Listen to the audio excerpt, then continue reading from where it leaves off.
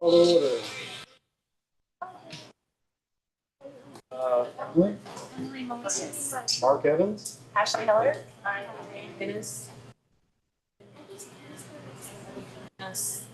Virtually. Yes. Tina will be joining us virtually. Yes. Okay. Pledge of Allegiance.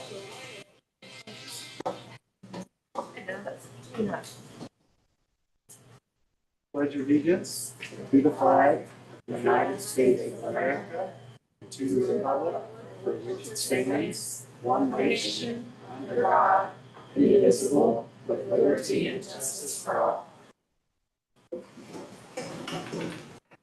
District's update. Starting with staff of the month. Sure. The staff, high school staff of the high school, do you guys want to come up and do your staff of the month and your students of the month? Yes. Or out in, I think out there, and there's not a lot. There's not that many.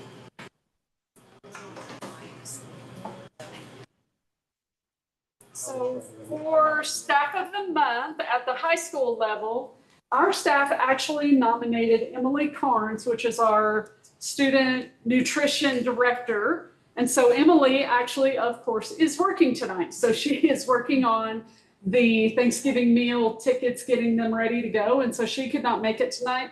But we absolutely love, she's on our campus a lot. And so absolutely love the work that she's done with child nutrition. And the kids are really starting to respond to the different changes that she's made in menus and different things like that. And she's just an amazing human. So we're just really proud of her. So we'll give this to her tomorrow. So Emily Carnes.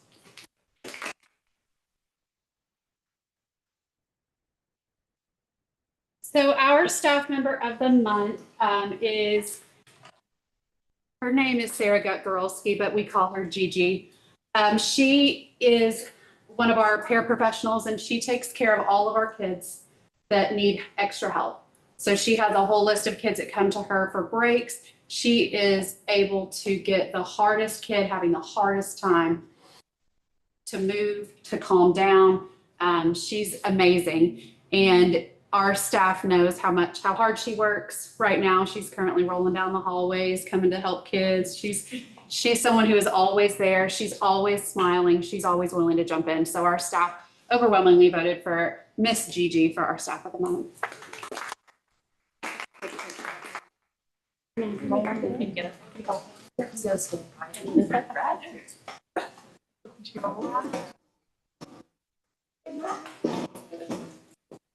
Why don't you just stay there and we'll come around to you. We come to you. Absolutely. Let's hide that. Good. He's around. I was a little holder too. Right? On three. 1, 2, 3. Awesome. Thank you. Thank you.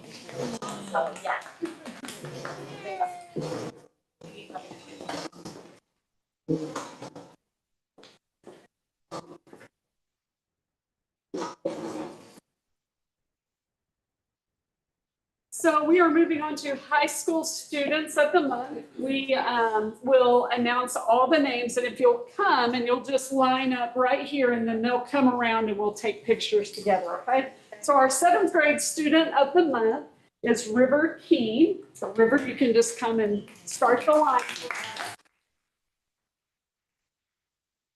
These are voted on by staff members who are nominating students based on performance, based on servant leadership, all different kinds of aspects of what we represent here. And so our 8th grade student of the month is Grayson Johnson. And I'll bring that to you in a second.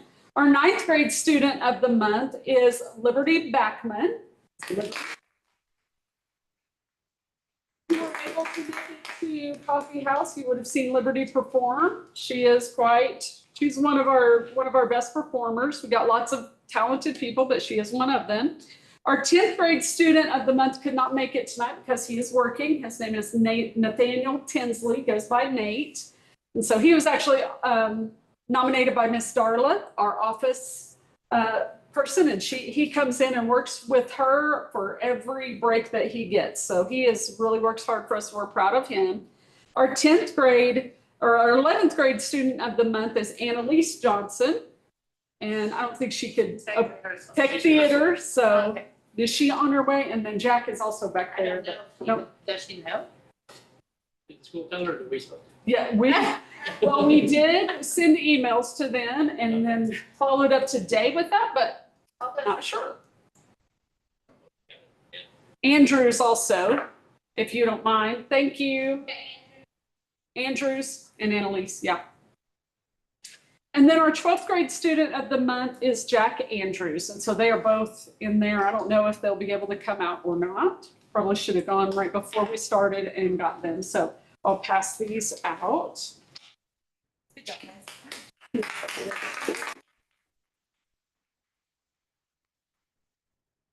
Very proud of you.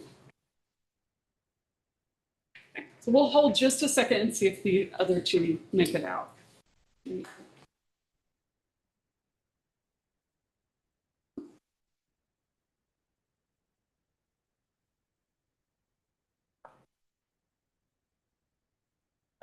Looks like she got Annalise at least.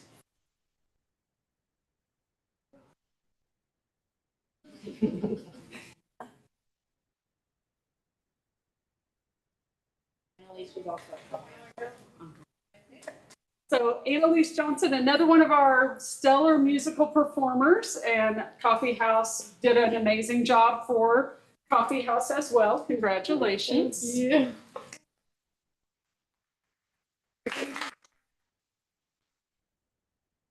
Do you know if Andrews is coming out? I don't know. I called him, but I don't know if he did, and then. All right, we'll go ahead and move forward. So if you guys will squeeze in, if you'll just go shoulder to shoulder, and then they'll come around you for a picture. Congratulations, guys. I'm really proud of you guys. I'm gonna squeeze in behind you a little bit, is that okay? Look at that one first. On three. 1, 2, 3. Don't move. There's lots of parents. Okay, Yeah. now here. Look at the lens, not my face. You would be surprised. Thanks. Yeah. you- Sorry. 1, 2, 3. Okay, thanks. Thank you, guys. Proud of you. Also, announcement that's student facing is The Lion, the Witch, and the Wardrobe opens this week. And so we will have our kickoff is Thursday night at 7. And then we have a 6th grade performance Thursday morning. 6th graders are coming over to watch. On Friday afternoon, all of our high school student body is coming over or staying and watching in the afternoons. And then so we have Thursday night at 7, Friday night at 7, and Saturday at 2. We would love for you to come out. We're pretty excited about this performance. So yeah, Lion, the Witch, and the Wardrobe. You guys may go. The rest of this is boring. See you later. Thank you. Good job, you guys. Okay, we'll advance. Financials.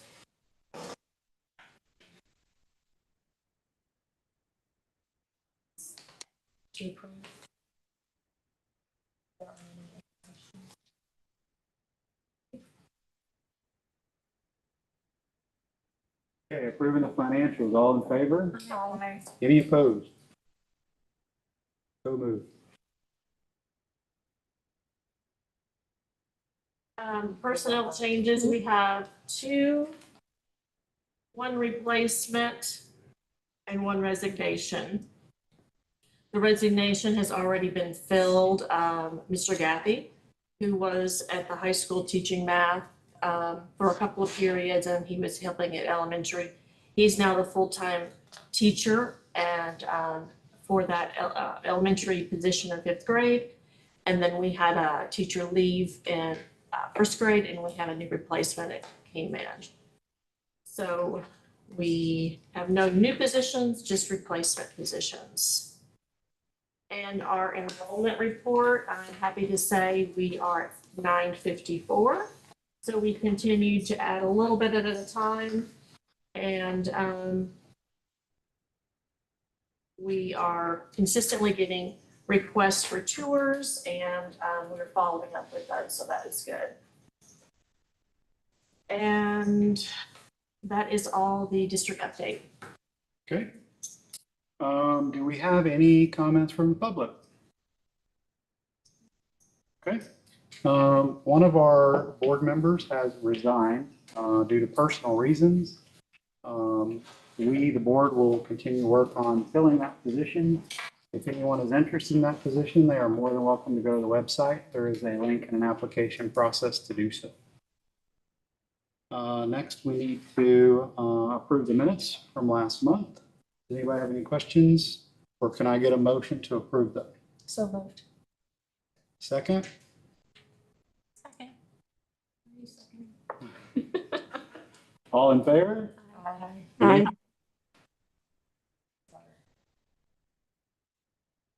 Okay. So the last thing on our agenda, I'm bringing forth is information about pre-K vouchers.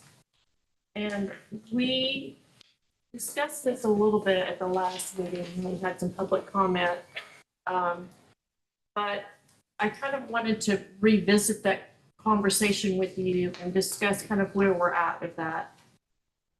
The state still has not given us the complete authorization to accept the vouchers. And we have gone through all of the processes. Right now, we have to apply at the state procurement office, and then they would then get back with us, and we kind of go through that process with them, as well as continuing with all of the training and certification.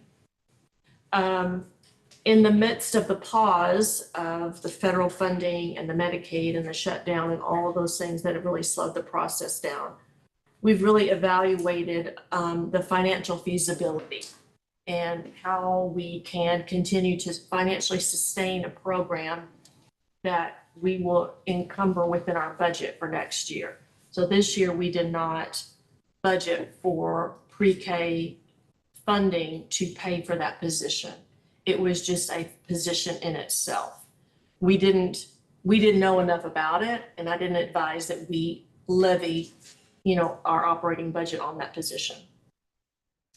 And in the meantime, looking through all of our all the information on vouchers and even the rates that haven't even been determined yet. So the Medicaid voucher rates have not even been substantiated and published. So with that said, it is not feasibly practical for us to uphold our initial thought process of accepting vouchers. Not only is it not financially feasible, we don't have the staff capability in the admin office, in my office, to manage it. We're about to be down one person. Terry Harrell is retiring in December, and so that just leaves Susan, myself, and Renee in the office that would be responsible for tracking all the details and the specifics of the federal funded vouchers. Currently, what I would like to propose is that we continue the sliding scale. So what has been happening with any parent that has been financially unable to pay the full price, we've been delivering them a rate based on this sliding scale. We sort of copied this version of it from Rogers School District. Currently, right now, we've got about half of our families on a sliding scale rate, the other half paying full price.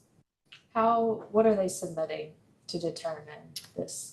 What are they? That is kind of going off of their free and reduced lunch form. I'm going to propose that we don't make changes now, because that's a lot, right? But if we decide to continue, and from my point of view, from a financial perspective, it is a huge if on a sliding scale. But if we decide to continue with the sliding scale, we need to have verification of income. And there's lots of ways to do that. that are not costly to the school, but that are much more accurate in determining things like this. So, I mean, financially speaking, with Allison, we can't maintain this program as it's currently set up, but we certainly cannot maintain it with the uncertainty of the vouchers. Currently, right now, knowing that we've charged a prorated amount in, for our break. So we've had a break in October, the fall break, that was a 2-week. We had just a few days off. Well, we had like Labor Day off in September and then the fall break. We gave prorated amounts. We didn't start till the 15th of August, so that was a prorated amount. So 2 prorated months, 1 sort of full month of September. This will again be a prorated a month with Thanksgiving break. So with the 14 kids and those months that have been only 1 at full capacity, we brought in $11,000. So this is gonna, again, be a discussion for later, but I've not found anybody in the area that prorates for daycare or pre-K. So this sliding scale is extremely generous. The fact that we're prorating is extremely generous, and the fact that we have a lot of different payment plans. It's really hard to do forecasting and budgeting when you have very fixed costs and very variable income. So I don't think that it's fair to our families to make changes now, but I think that there's a lot of work to be done, given the information that we didn't know that we know now, as far as setting up this program in the future. And I think we have plenty of time to discuss that and give our parents adequate timing with new information. I don't think it needs to be done this meeting, but I do think that, you're probably going to talk about the letter in a minute, but I think the letter very clearly outlines that we will be readdressing this program, and it's just not sustainable the way we have it. And we didn't know what we didn't know.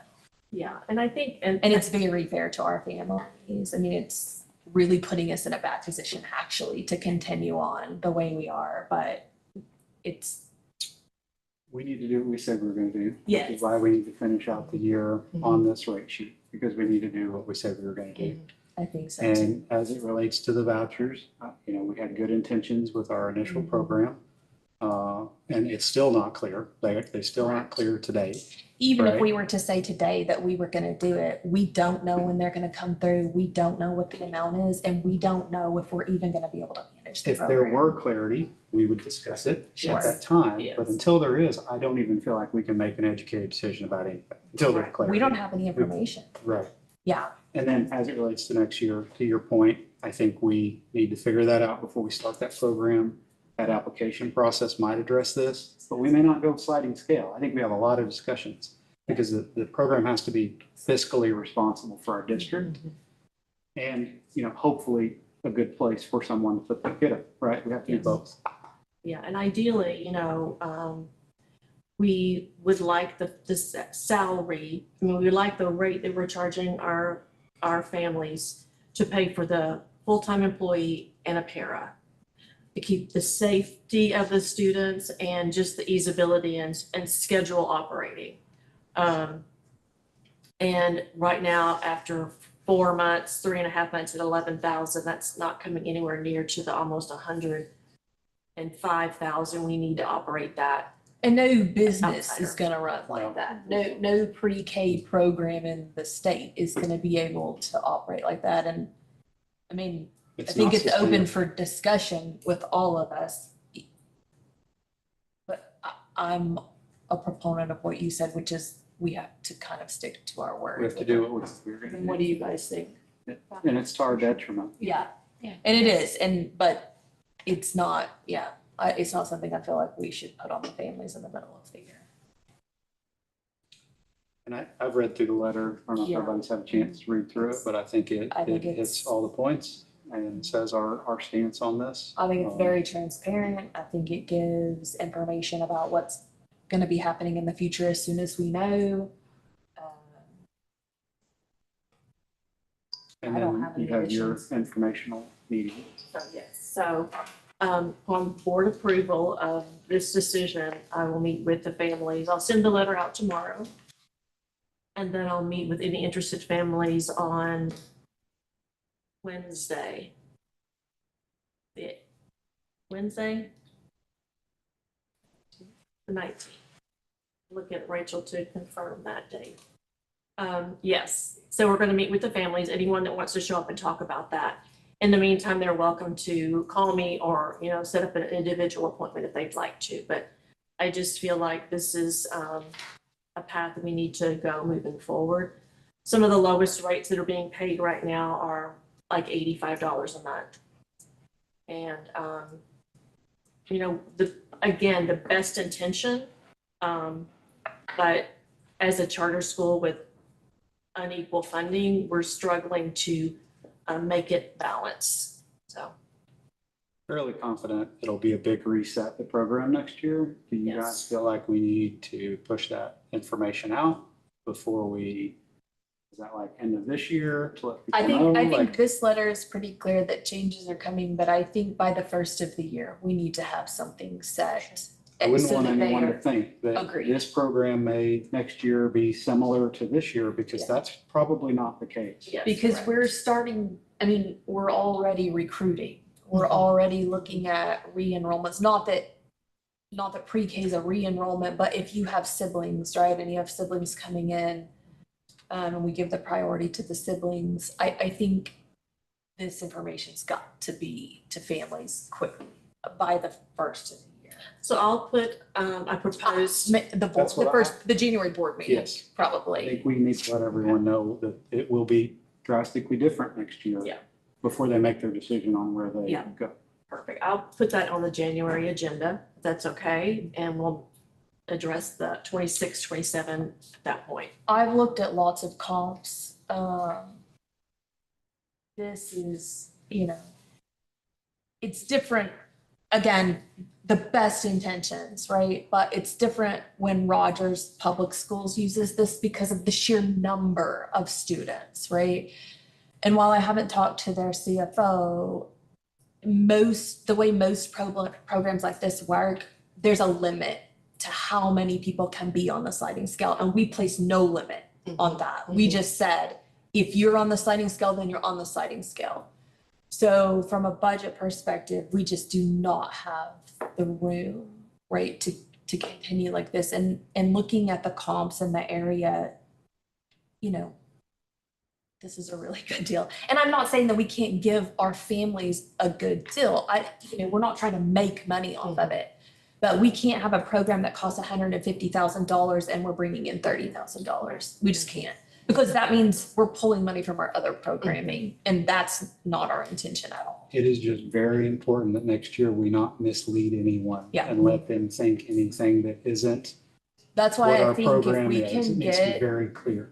get it out in January, so, I think December is too soon. We need to review too much information. We need to pull a few more comps together and really look at all the different pieces, but I think January's pushing, but I think if we can get it out in January, they can start making those enrollment decisions. And That sounds great. That sounds great. Okay. okay, so you need us to vote Yes. on What we're going to pause vouchers. We're going to move forward as we are with the sliding scale for the remainder of this year. We're going to pause indefinitely the seeking of the vouchers. Okay, so moved.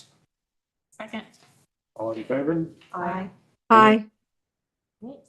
Oh. That's Tina. Yeah. Thanks, Tina. Thank you, Tina. The other thing that I wanted to put on the agenda and have a discussion point of, we had talked about, or the need came up about volunteerism. And, we really cherish our volunteers, but we needed to have clarity in our policies that all volunteers need to be fingerprinted. They need to go through that process. And I pulled the policy that we have in the student handbook. And what I did was just really re-clarify it. So it existed, it was just a little bit wordy. And so that's the 2 bullets that you have, if you see that in there, under goal 3. I just reworded those. But that is also for discussion. If you want to add anything else in, or you want to edit that, we can do so. My only question about this is how are we managing this? How do we know?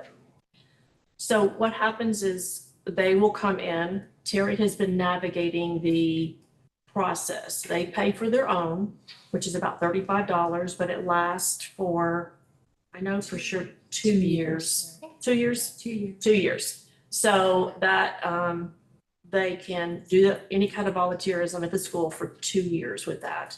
That includes going on field trips. That includes any more extensive So there's a involvement. list of approved volunteers, Okay, so when right? they, Yes. I don't know. So then That's what I was enforcement, I think, asking. is what you're asking. How do we Well- know, does someone check the list? So we, or- Yeah, we get, kind of. Department of Education sends us information. They cleared the state check. Then the FBI sends us another when they cleared the federal fingerprint check. And we have 2. And then the principals have a list of all volunteers that are approved and authorized. What we did not put in here is the holiday party. Because for some parents, that is that one and done experience. They're in the I feel classroom. like that's Yeah. appropriate, Yeah. right? It's a And large that's, group activity, which is why it's appropriate. and the teacher is always in the room. Principals are always wandering the hallway because it's a party day. And it is a very mostly parent-student experience. So when they come in to volunteer, are they like checking in with Darla? Yes, they have to Okay. check in. What a question. Question, may I? I'm so sorry. So one of the parts that I need clarity on in the, like the policy is if they're not left alone with students. So our example of guest choreographers, Fingerprint, that she's with them the entire time. fingerprint. Okay. And then guest speakers who come in to talk about their careers and they Guest just speakers, no. I've come never in heard of a and guest they speaker talk having to do and it. they're with the teacher the whole time. The teacher's with them and the students the whole time. I've never heard of a guest speaker. having Probably to do it. not guest. Guest teachers, yeah. But they're with, the original teacher is there the whole time. Guest speakers, okay. Guest teachers? Guest dance teacher, fingerprint. I think the guest teachers have to, There's still an opportunity where the teacher could leave the room with a guest teacher scenario, right? That's why- yeah, guest teachers, because we have all of our substitutes background checked, that sort of thing. So what happens on days like today where they're doing theater and it's at night?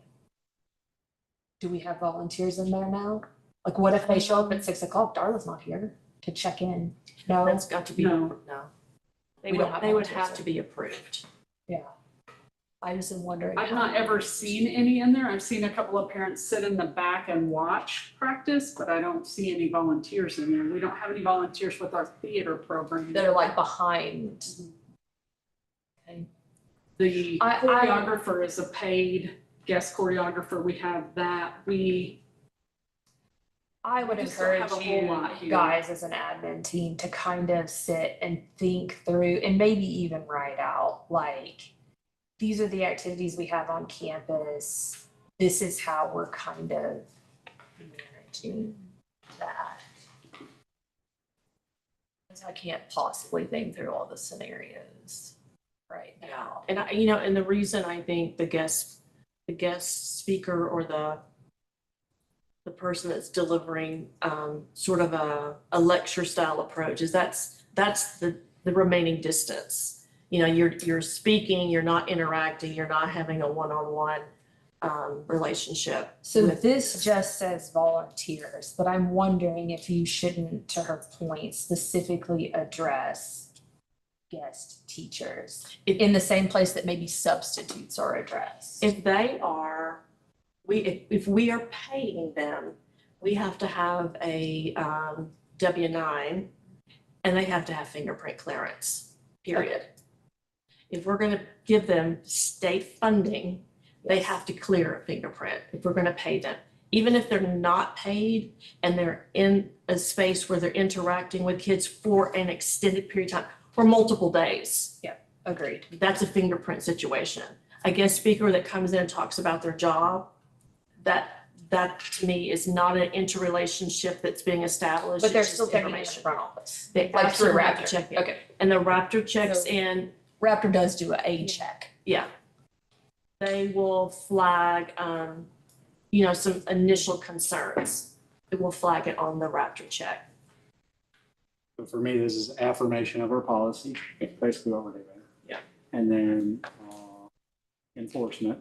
I think enforcement's still kind of a question mark. And- If you and- guys want to work through that, that would be Enforcement is, Enforcement could be a policy, or it could just be a written process, a written process. something to make sure that your building administrators have the backup that they need when they need to say, nope, that's not allowed. And Yes. here it is in writing. yes, So should 100%. they write something like that? Because they're the ones who are going to. So what has happened in the past is we've gotten that a particular individuals have gotten an email from the admin office saying, you do not have fingerprint clearance. You will need to have yourself fingerprinted in order to volunteer at our school. Or you fingerprinted, you went through the process and unfortunately it did not clear, so you are unable to.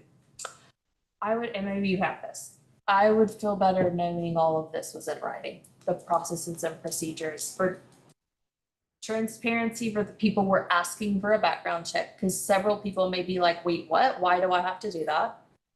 But then also clarity for our administration team, trying to manage all the pieces, and transparency for our faculty and staff and parents to just understand the process.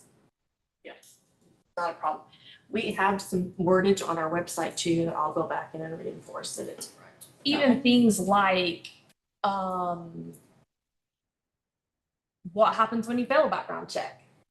Literally in writing, the district office will notify the person and the building administrator something like that, so that everybody kind of knows what to expect and what's coming.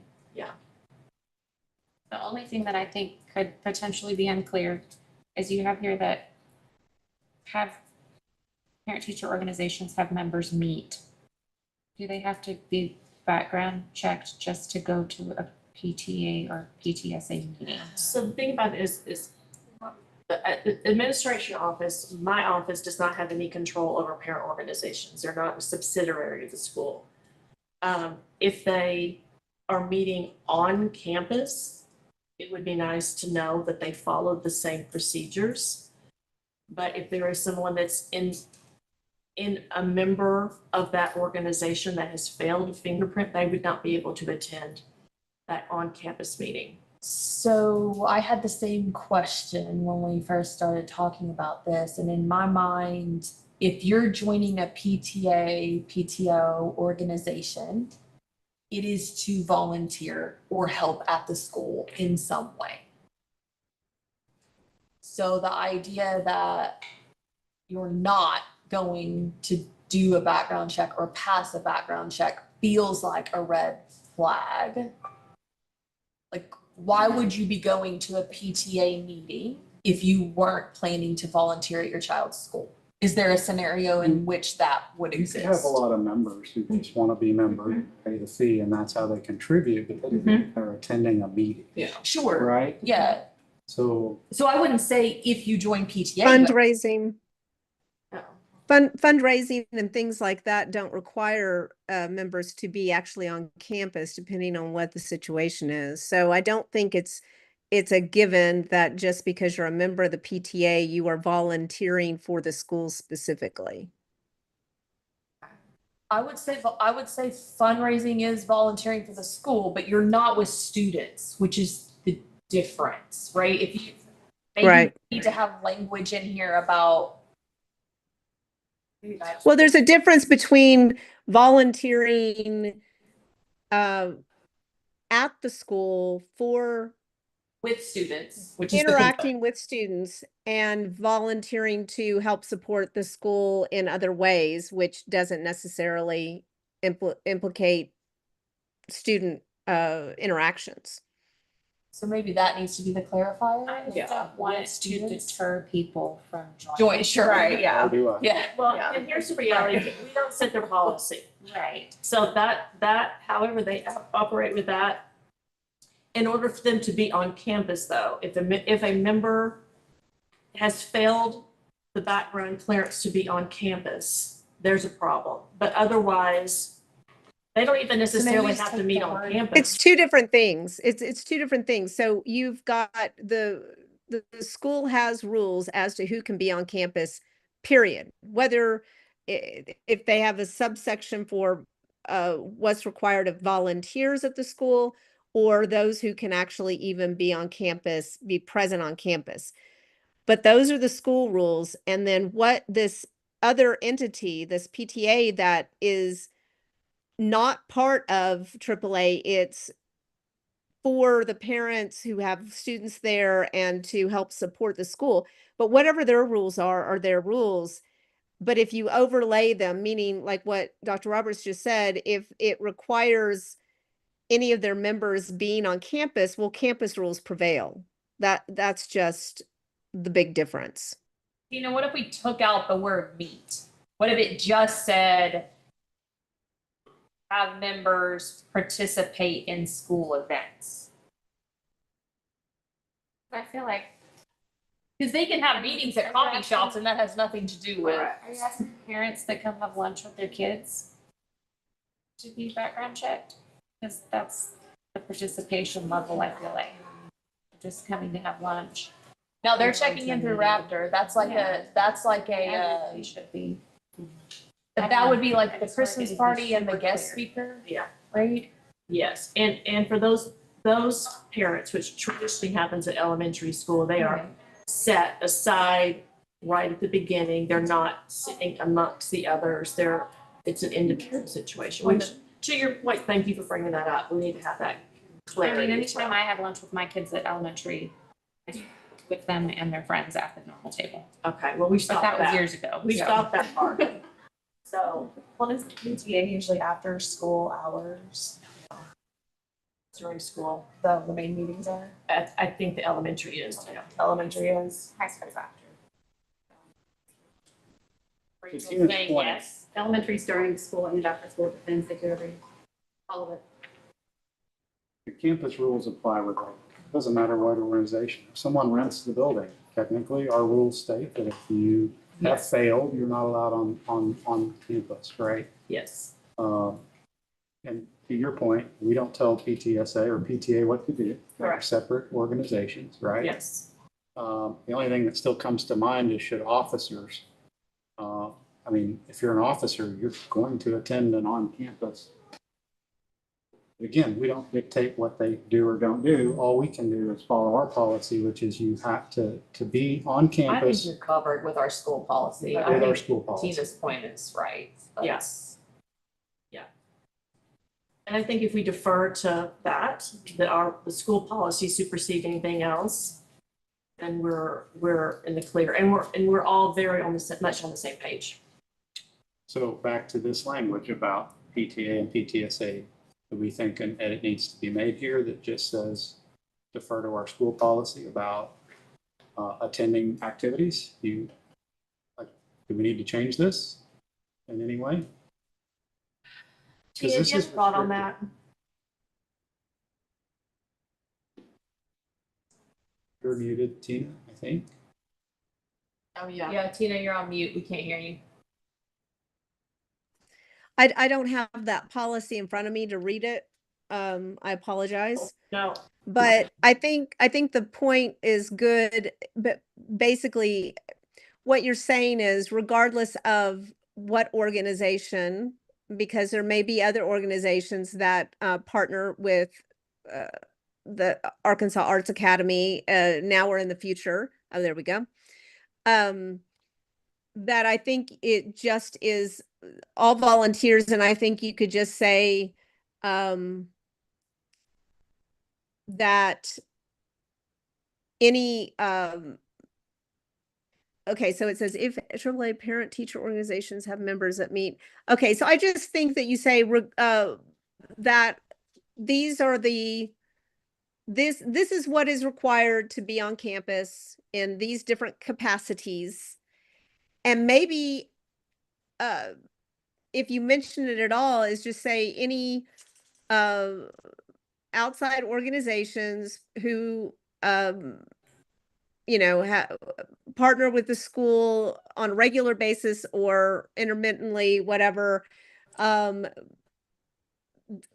AAA campus rules will, or policies will apply to anyone, including their membership.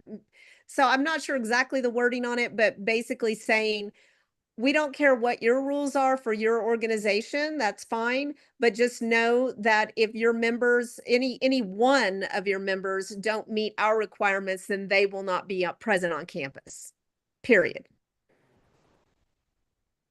For school events. For school events. And and I know it's nitpicky, but the bottom line is it's school safety. Right. We want to assure that any child that's in this space, that we've done our due diligence to tell our community that the adults around them that might interact with them are safe. So there's not a lot of interaction with some of the parent organizations. They truly are in their silo. And I feel like they do a really good job managing, but I think if and when it becomes a conflict, then maybe we deal with it at that point. I like your point about we don't want to lose PTA membership, so maybe let's not call them out specifically and just say like this applies to everybody. And I think to your point too, both of you, that if they want to volunteer with kids, this is the process they have to go through. Right. If you're just no matter who you're coming with. and you want a voice, or you've got some connections and you want to do all the other things, that's totally fine. That's great. We appreciate it. That's wonderful. But if you're going to step into the lane where you're going to actually be physically interacting Right. with students, then this is the process. Does that sound okay? Yeah. Okay. Okay. You want to leave this until next time? I You want to can- rewrite it? I'll rewrite it and bring it back in December, if that sounds good to you guys. Yes. Okay, thank you. And that is all we have on the agenda. Scott. Okay. And does anybody have any reason to go into executive session? Then I do not. I move we adjourn. Okay. Second? All in favor? Bye. Any opposed? There we go. Look at you guys getting to get home on time tonight. Bye, everybody. Thank you. That was a 45-minute meeting. Yes. Nice. Nice. Thank you all for coming. Thank you.